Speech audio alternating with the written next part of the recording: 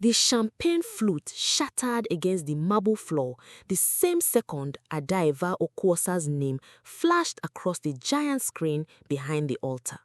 400 guests gasping as a video began to play. But that was still 15 minutes away. Right now, Adaeva was laughing. She didn't know it yet, but in exactly 6 months, this laughter would be the thing she remembered most. Not because it was joyful, but because it was the last time she laughed without calculating the cost of it. "You are not even listening to me," Tochukwu Balogun said, leaning closer across the cable at the charity gala, his voice low enough that only she could hear it over the orchestra. "I'm listening," Adaeva said, not looking up from her phone. "You said something about yachts. I stopped caring after the word yacht." "It wasn't about yachts, it was about you ignoring 3 of my texts this week." "I run a creative agency with 43 employees and a board that thinks I sleep 4 hours a night. I don't have time to respond to a man who introduces himself by listing his net worth." Tochukwu smiled, but something behind his eyes flickered. Guilt, maybe, though Adaeva wouldn't have recognized it then. She didn't know that 3 weeks earlier, in a private lounge owned by Damiola Fasino, this entire moment had been engineered like a corporate takeover. 3 months, Damiola had said that night, swirling cognac in a glass that cost more than most people's rent. "That's all I'm giving you, Tochukwu. Win Adaeva Okwuosa, marry her, humiliate her on that altar in front of everyone who's ever admired her, and I'll clear your father's debt, all of it." "She's not like the others," Chibozo Indika had warned, arms folded, jaw tight. "Adaeva doesn't fall for charm.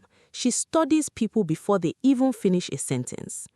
"Then study her back," Damiola said simply. "Everyone breaks. We just need to find where." Tochukwu had said yes. Of course he'd said yes. His father's hospital bills were eating him alive, and Adaeva Okwuosa was just a name on a list. Beautiful, untouchable, profitable to destroy.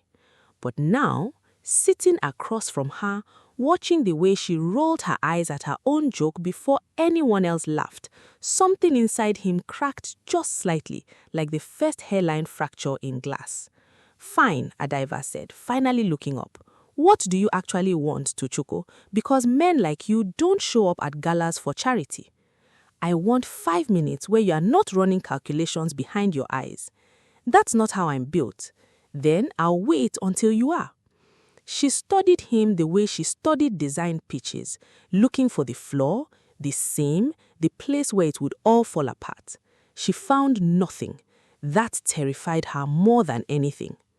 3 weeks later, the rain caught them both outside her office building, neither of them with an umbrella, both laughing at the absurdity of running for cover that didn't exist. "You are going to ruin that suit," Adaeva said, pressing herself against the wall under the narrow awning, barely enough room for one person, let alone 2. "It's already ruined," Tochukwu said, stepping closer, water dripping from his jaw. "I came straight from a meeting that fell apart. I didn't even check the weather." "Why come here at all?"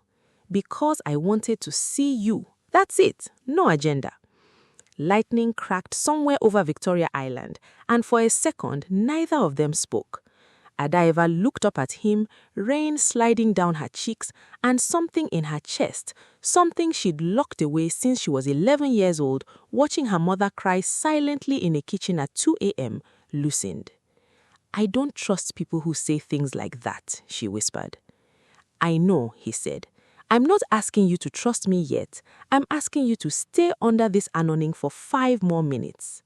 She didn't move away when he leaned down. She didn't close her eyes either, not at first. She watched him, searching, the way she always searched, for the lie. But there was none she could find. His lips met hers slowly, hesitant, like he was asking permission with every centimeter. And when she finally responded, kissing her back with a hunger she didn't know she'd been hiding, the rain around them seemed to disappear entirely. When they broke apart, she was breathing hard, eyes wide with something between fear and wonder. "I don't do this," she said. "I don't let people in." "I know," Tochukwu said again, his forehead resting against hers. "But you let me in tonight. That has to mean something." It meant everything. It meant nothing. It meant he would spend the next year lying to her face every single day. And somewhere in the middle of that lie, he would fall in love with the very woman he was sent to destroy. If you're already feeling the tension in this one, drop a like right now and subscribe before we go further, because what happens next will break your heart in ways you won't see coming. Back at Damiola's lounge, Chibozo watched his friend's phone light up with a message from Adaeva, a simple heart emoji, and felt something twist uncomfortably in his stomach. "He's falling for her," Chibozo said quietly. "Then he's losing the bet," Damiola replied, not even looking up from his drink. But feelings rarely asked permission, and somewhere in Lagos, under a sky still heavy with rain, two people who should never have met were falling into something neither of them could control. One driven by guilt, the other by a hope she'd buried so deep she'd forgotten it existed. Neither of them knew the clock was already ticking towards the altar where everything would burn. 2 months after the rain, Tochukwu sat across from Obianju Eze for the first time, watching Adaeva's mother study him the way a customs officer studies a suspicious suitcase. "You are the one who's been making my daughter smile on the phone," Obianju said, not quite a question. "I hope so, ma, though I can't take full credit. She smiles at her own jokes too." Obianju almost laughed, catching herself before it escaped fully. She didn't smile like that for years, not since her father. "Mommy," Adaeva said sharply, walking back into the room with a tray of chin-chin. "Why not we start with that story? He should know what he's signing up for." Tochukwu set his glass down carefully. "I'd like to know, actually, if you don't mind telling me." Adaeva sat beside him, her shoulders stiff, and for a long moment the room held its breath. "My father was charming," Obianju said finally, her voice flattening into something rehearsed, something she'd clearly told herself 1,000 times to keep from breaking. "Just like you, if I'm honest. Charming men make the best liars because nobody expects them to lie. He told me he loved me every single day for 9 years, and every single day he was sleeping with someone new." "Mommy, please," Adaeva said. "Let me finish, Ada. He let me believe I was building something with him while he was building 3 other lives I never knew about. By the time I found out, I had given him everything, my 20s, my dignity, my family's blessing. And when I confronted him, you know what he said to me?" Tochukwu shook his head slowly, dread pulling low in his stomach. He said, "Obianju, you should be grateful I stayed this long." The silence that followed felt heavier than anything Tochukwu had experienced in months of careful deception. He looked at Adaeva, who was staring at her hands, jaw tight, eyes glassy but refusing to fall. "I watched my mother rebuild herself from nothing," Adaeva said quietly. "I watched her go back to school at 42 because she had no career to fall back on. I promised myself I would never be that vulnerable to anyone, ever." "And yet you let me in," Tochukwu said. "And I regret it some days," Adaeva admitted, finally looking up at him, eyes fierce despite the vulnerability cracking through. "Because if you ever do what he did, I don't think I'll survive it the way she did." "I won't," Tochukwu said. And in that moment, he meant it with every fractured piece of himself, even as the bed sat in his chest like a stone he could no longer swallow. That night, lying awake long after Adaeva had fallen asleep against his shoulder, Tochukwu stared at the ceiling and whispered to himself, "What have I done?" Across Lagos, in Damiola's penthouse, Chibuzo paced back and forth while Damiola reviewed quarterly reports like none of this mattered at all. "You need to see the way he looks at her now," Chibuzo said. "It's not an act anymore, Damiola. This is real." "It doesn't matter if it's real," Damiola said, finally glancing up. "What matters is the video still gets played on that wedding screen. Real feelings don't cancel real contracts." "There was no contract," Chibuzo said. "There was a bet over cognac and boredom." And yet, here we are 14 months later, with your friend 2 weeks from getting married to the woman he was supposed to destroy. I'd call that a contract fulfilled either way. What if I told him to walk away? Chibuzo asked. What if I warned her myself? Damiola set his pen down slowly, the temperature in the room dropping several degrees. Then you'd be choosing her life over your own brother's. Need I remind you whose debt cleared your family hospital bills last year? Whose money kept your mother in that private ward instead of a public one? Chibuzo said nothing. He didn't need to. The answer sat heavy and humiliating in his silence. I thought so, Damiola said, returning to his reports. Now go convince your friend to finish what he started. The wedding is in 2 weeks. I want that footage ready to roll the second the priest says, speak now. 3 days later, on a rooftop overlooking Lagos Island, Tochukwu got down on one knee, with a ring he'd bought with his own money, not Damiola's, because some lines, he told himself, he refused to cross even now. Adaeva Okwuosa, he said, voice trembling in a way that surprised even him. I have spent my entire life chasing things that didn't matter. Money, status, approval from people who never deserved it. And then I met you, and for the first time, I stopped chasing and started staying. I don't know how to fix what's broken in this world, but I know I want to spend the rest of my life trying to be the one person who never breaks your trust. Will you marry me? Tears streamed freely down Adaeba's face, the first tears Tochukwu had ever seen her allow herself in public. Yes, she whispered, then louder, yes, Tochukwu, yes. He slid the ring on her finger and kissed her there on the rooftop, the city lights blinking below them like witnesses to a promise he wasn't sure he could keep. If this proposal just made your heart skip a beat, smash that like button right now and comment, I'm crying, because what's coming next is going to test everything these two have built. Later that night, alone in his car outside her apartment, Tochukwu finally broke. He gripped the steering wheel, knuckles white, and let out a sound that was half laugh, half sob. I can't do this, he muttered to himself. I can't go through with it. His phone buzzed. A message from Chibuzo. Wedding planner confirmed the screen installation for the reception hall. Damiola wants confirmation everything's still on schedule. Tochukwu stared at the message for a long time before typing back 3 words that would haunt him for the rest of his life. Everything's on schedule.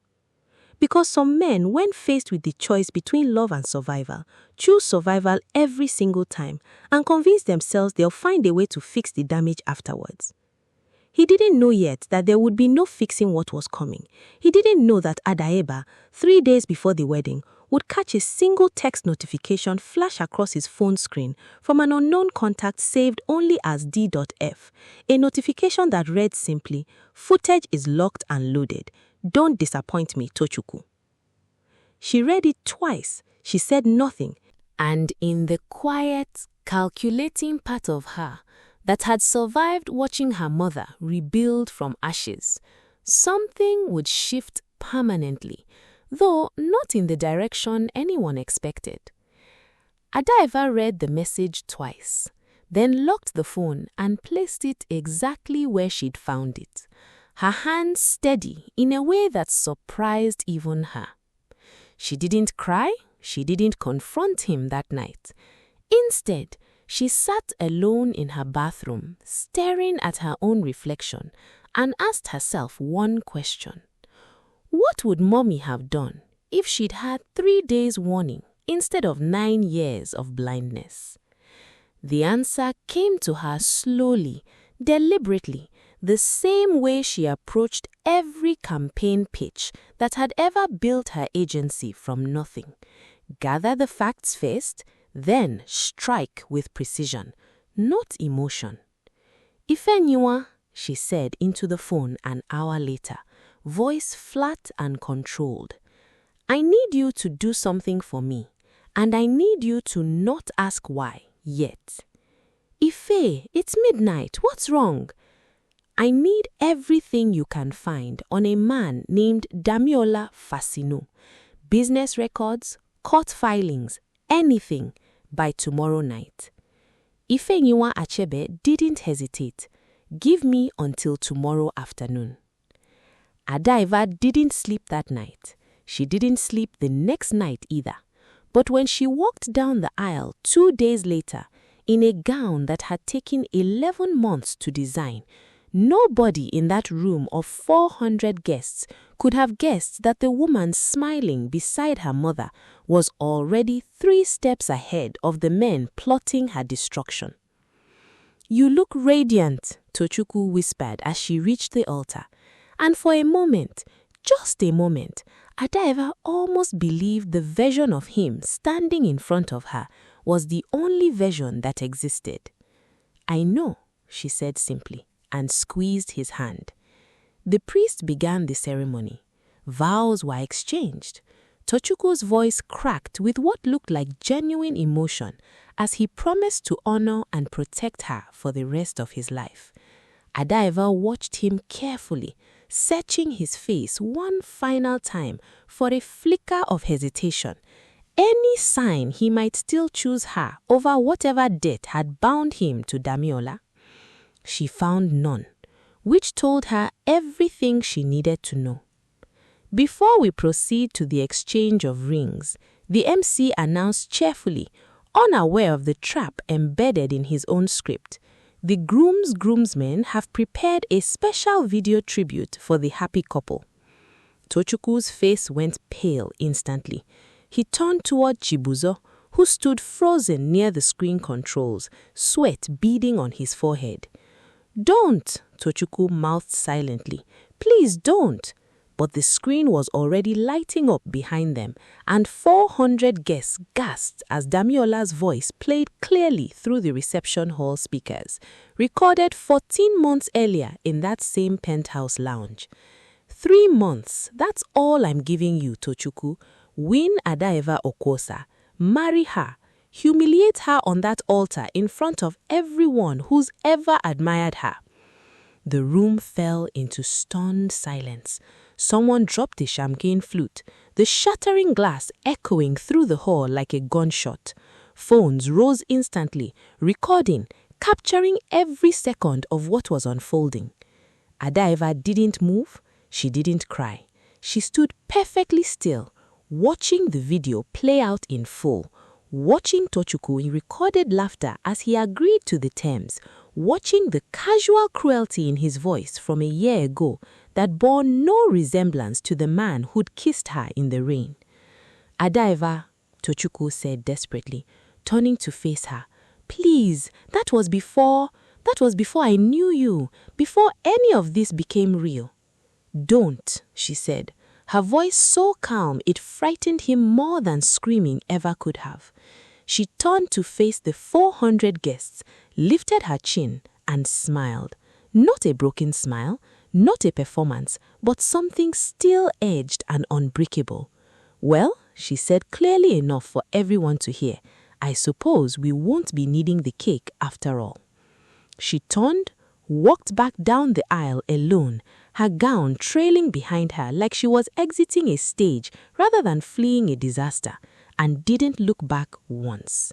If you've ever watched someone humiliate a person who clearly didn't deserve it, comment below right now, because Adaeva's response to this moment is about to redefine what strength actually looks like. By morning, the video had over 2 million views. Hashtags trended across Nigerian Twitter. Hashtag Adaeva Challenge, hashtag The Jackal's Bet, hashtag Lagos Wedding Scandal. Memes circulated mocking her composure, others praising it. Reporters camped outside her agency's offices. Tochukwu's name became synonymous overnight with cruelty and cowardice. Adaeva didn't post a single response. She didn't grant a single interview.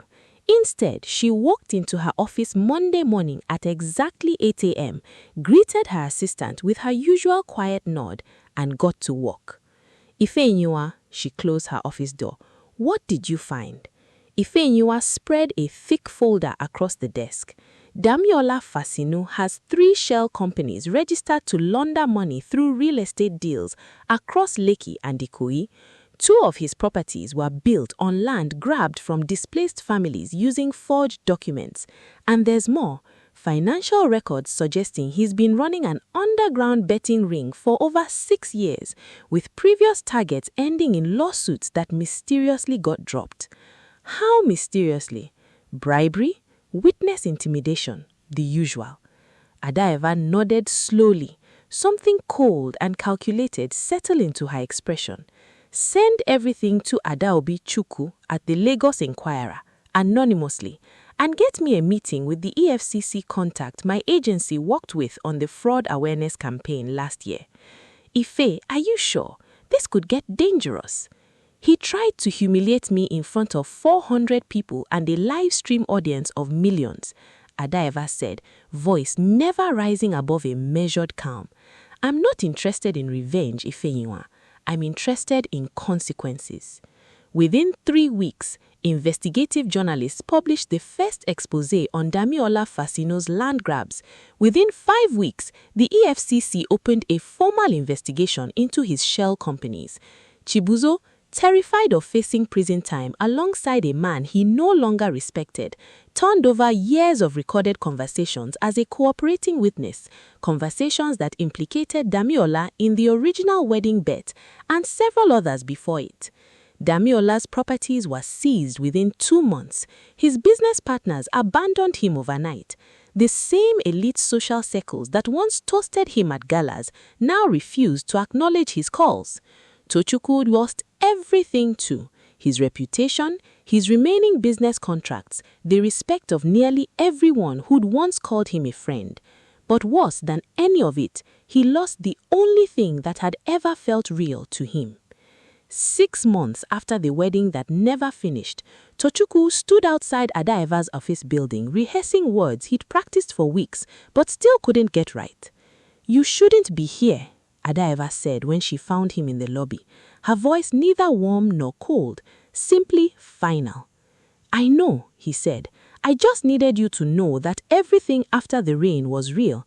The bet was real too in the beginning, but what I felt for you stopped being part of any agreement a long time before that wedding." Adaeva studied him the way she had always, searching for the lie, the seam, the place where it would fall apart. This time, she found something different. Not innocence, not redemption, just the truth of a man who'd made his choice too late to matter. "I believe you," she said finally.